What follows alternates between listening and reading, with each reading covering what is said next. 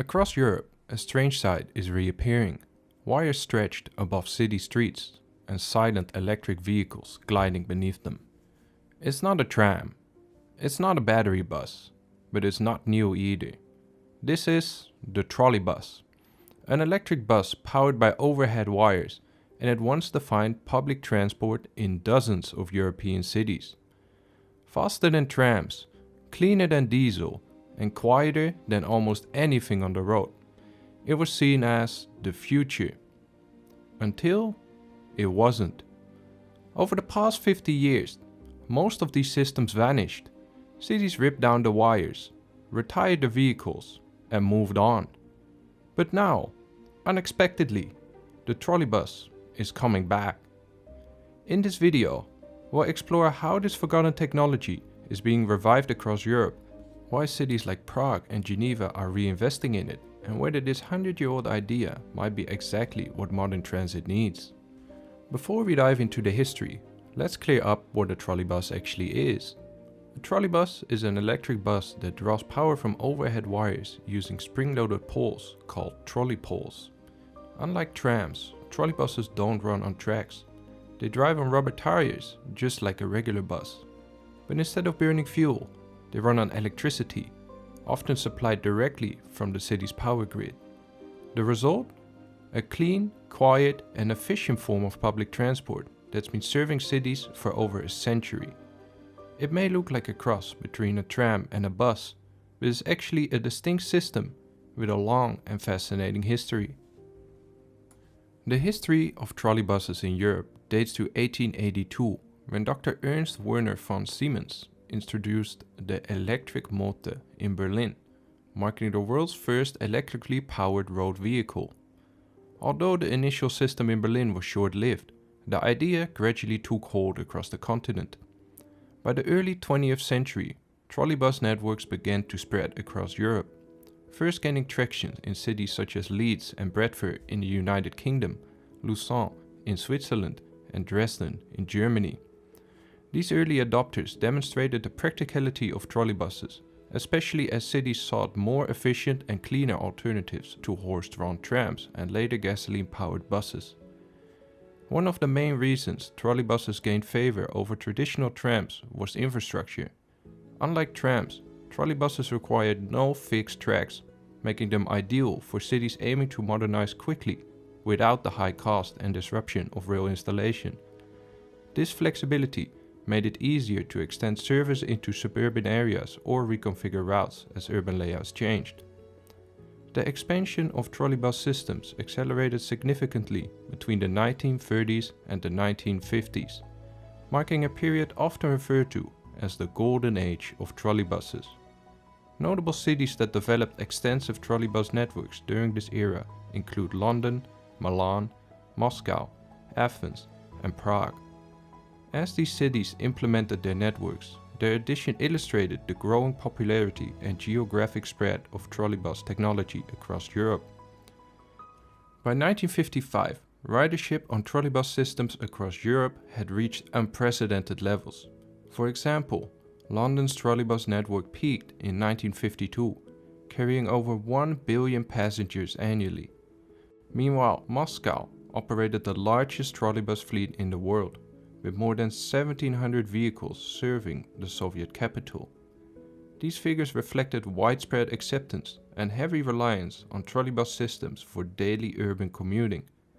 The widespread adoption of trolleybuses across European cities illustrates their crucial role in urban transport history, marking a significant shift towards more sustainable and efficient public transport solutions during a period characterized by rapid urban development and technological innovation. But this golden age wouldn't last. What began as a symbol of modern progress soon collided with shifting priorities, rising costs, and evolving urban landscapes. By the 1960s, the same trolleybus network that once defined sustainable transport were now seen as inflexible and expensive to maintain. In the years after World War II, trolleybuses made sense. They were quick to deploy, quieter than trams, and didn't rely on scarce fuel. But by the late 50s, the economic landscape had shifted. Cities were growing fast, flexibility became the new priority, and diesel buses were catching up.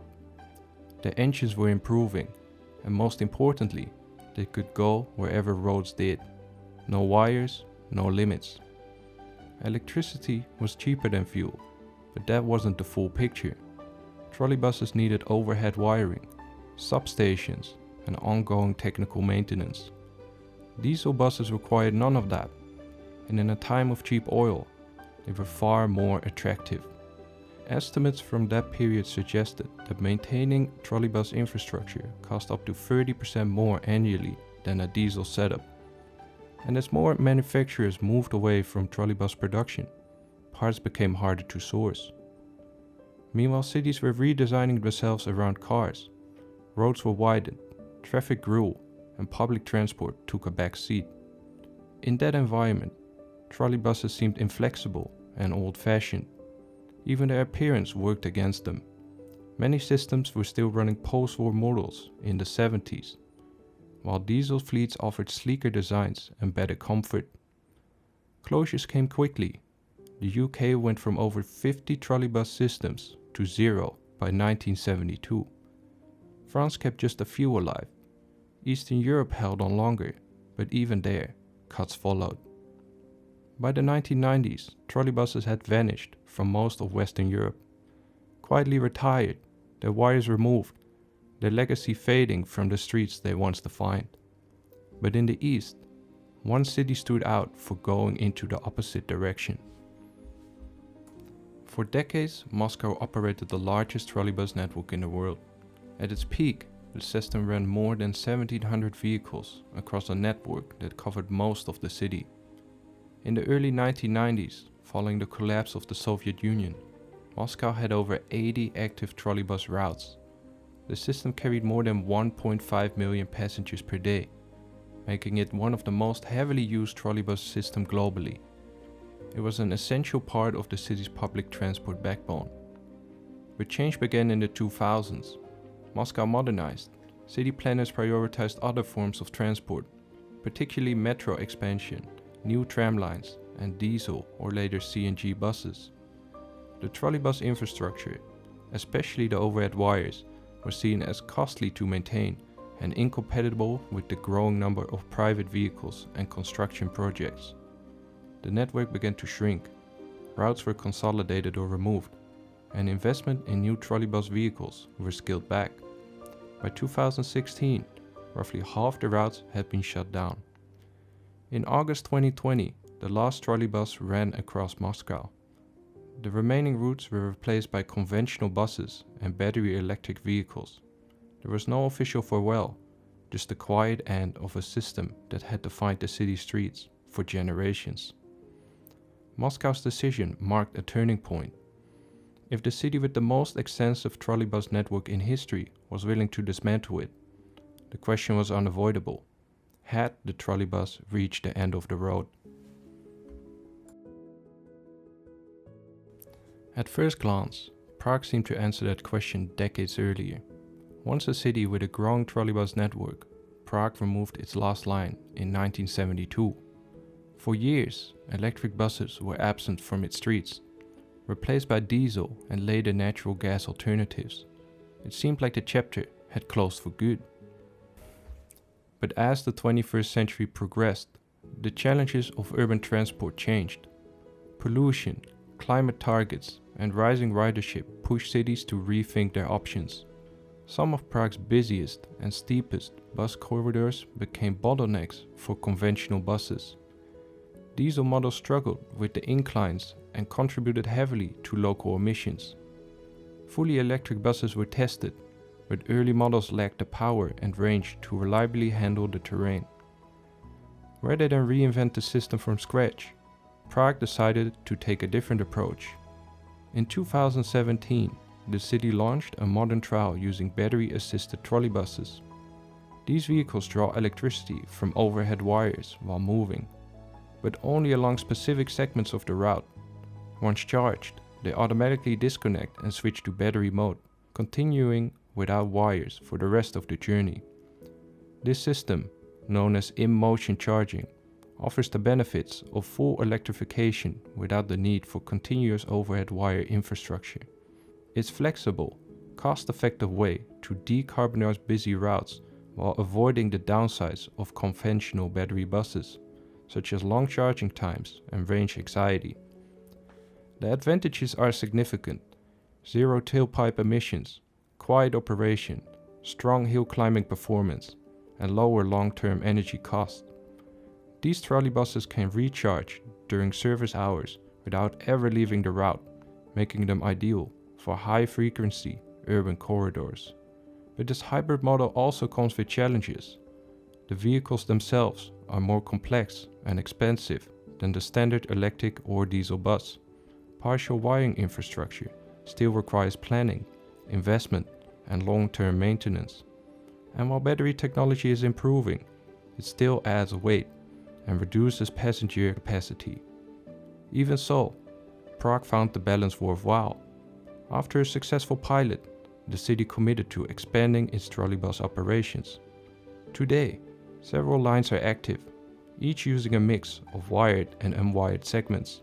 This setup allows electric vehicles to serve longer routes with fewer interruptions and without blanketing the entire city in overhead wires. Looking ahead, Prague plans to continue expanding the network, with more lines already under development. The goal isn't just to bring trolleybuses back, but to make them a core pillar of the city's sustainable transport system. It's a model that other cities with mixed terrain and growing transit demand are now watching closely. From total dismantling to careful reinvention, Prague's story shows that the trolleybus isn't a relic of the past, it's a technology being actively reshaped for the future. While cities like Prague are reinventing their trolleybus networks from scratch, others never let theirs go in the first place. In Western Europe, that kind of long-term commitment was rare, but one city stood out: Geneva. As systems across the continent were shut down and wires dismantled, Geneva quietly resisted the trend. It didn't just preserve its trolleybus network, it invested in it. The 1980s and 90s were a turning point. Diesel buses promised flexibility and lower short-term costs, and many city officials across Europe bought into that vision. But Geneva's Transport Authority, TPG, saw a bigger picture: energy independence, air quality, and long-term operational efficiency. Even amid financial constraints and shifting political winds, Geneva kept modernizing. New trolleybuses arrived, power systems were upgraded, and the overhead lines, so often the first to go in other cities, were reinforced, not removed. It wasn't without challenges. The city faced harsh winters, aging infrastructure, and periods of public doubt. But Geneva's unique geography made a compelling case. Narrow roads, steep inclines, and dense traffic patterns suited electric traction. The trolleybus wasn't a compromise here, it was the best tool for the job. By the early 2000s, Geneva had become one of the last true strongholds of trolleybuses in Western Europe. While other cities began scrambling to retrofit diesel buses or explore battery electric fleets, Geneva already had a working model of clean, efficient electric transit, decades in the making. In the larger story of trolleybuses, Geneva doesn't just represent continuity, it stands for conviction. Its quiet perseverance through the decades offers a powerful lesson. Sometimes progress doesn't mean starting over. Sometimes it means staying the course when no one else will. As other cities begin to reconsider trolleybuses with fresh eyes, Geneva offers something invaluable: proof that long-term commitment can work, and that leads us to a growing trend, one that's been taking root across the continent. Across Europe, trolleybuses are experiencing a striking resurgence, reinventing themselves through advanced technology. While the classic image of trolleybuses includes intricate overhead wiring crisscrossing city streets, the modern reality is transforming rapidly. Today's trolleybuses no longer rely solely on fixed wires thanks to onboard batteries and innovative in-motion charging systems. This innovation allows vehicles to operate wirelessly for substantial stretches of their routes. dramatically reducing infrastructure costs and visual clutter. Cities now have the flexibility to extend routes into suburban areas, navigate roadworks easily, or rapidly adjust routes based on changing urban needs without installing extensive new wiring. For example, Arnhem in the Netherlands and Salzburg in Austria are already leveraging this hybrid capability to expand their trolleybus networks seamlessly and efficiently. Just as trolleybuses once symbolized early urban innovation, today they stand again at the cutting edge of sustainable transit. This revival isn't just about nostalgia, it's about necessity. With Europe pushing to cut transport emission under its Green Deal and Clean Vehicles Directive, trolleybuses offer a ready-made solution that cities can deploy today. The benefits of these modern trolleybuses are substantial.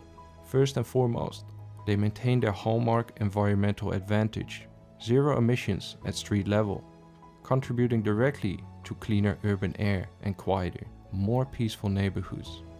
Furthermore, with reduced dependency on extensive overhead infrastructure, the trolleybus becomes economically attractive, potentially cheaper than building entirely new tram or metro lines. However, these advancements are not without their challenges. Onboard batteries, though rapidly improving, still pose limitations, particularly regarding weight, range, and lifespan. Batteries add considerable weight to vehicles, potentially impacting passenger capacity and efficiency. Frequent charging cycles and battery replacements are essential considerations for operational planning and budgeting. Cities investing in these systems must carefully balance the upfront cost and technological maintenance against long-term environmental and operational gains. Despite these challenges, the broader appeal of trolleybuses in Europe remains clear. Their resurgence aligns closely with modern urban planning principles, prioritizing sustainability, flexibility, and improving quality of life. Arnhem's continued investment and Lausanne's ambitious expansion exemplify how trolleybuses are once again in the forefront of urban transport innovation. And it's not just Europe. Cities in China, Latin America, and even North America are also re-evaluating trolleybuses as battery electric fleets scale up. In cities like Mexico City, Vancouver, and San Francisco, trolleybus systems are being upgraded, not abandoned. Ultimately, the reinvention of trolleybuses illustrates how yesterday's solutions can become tomorrow's innovations. Far from being relics of the past, trolleybuses are emerging as dynamic tools for building greener, smarter, and more livable cities across Europe. As we look at this resurgence, one final question remains. What will it take for trolleybuses to remain relevant, not just today, but in decades to come? The trolleybus, a technology once praised as a silent, clean alternative in urban transport, experienced an extraordinary journey from enthusiastic adoption through a phase of neglect and decline, to today's resurgence fueled by environmental consciousness and technological innovation. Yet it is essential to acknowledge that the trolleybus may not perfectly suit every city's unique transportation needs. Historically, the trolleybus symbolized modernity, efficiency, and environmental promise in the bustling cities of Europe. But as cheaper and seemingly more flexible diesel buses dominated urban streets, the trolleybus nearly faded into obscurity, seen as an outdated relic. Yet today, the trolleybus stands once again at the crossroads of urban mobility. With climate change pushing cities to pursue cleaner, quieter, and more sustainable transportation solutions, trolleybuses have returned to the spotlight, not as nostalgic reminders of the past, but as a viable, forward-looking option for the future. Modern advancements such as autonomous capabilities, battery integrations for off-wire travel, and digitalized management systems have made trolleybuses more adaptable and efficient than ever before. Across Europe, renewed investments are transforming public transport infrastructure, signaling confidence that trolleybuses have a significant role to play in cities of tomorrow. But the trolleybus revival raises critical questions about our priority and choices in urban planning and mobility. Will this resurgence be sustained by ongoing commitment and investment, or will the trolleybus once again fall victim to short-sighted policies? Ultimately, the future of trolleybuses reflects the broader choices we face regarding sustainability, urban living, and technological advancements. As we stand at the edge of promising revival, we must ask ourselves, will we seize this chance to redefine urban transport sustainably, or repeat the mistakes of the past and let history lessons quietly slip away?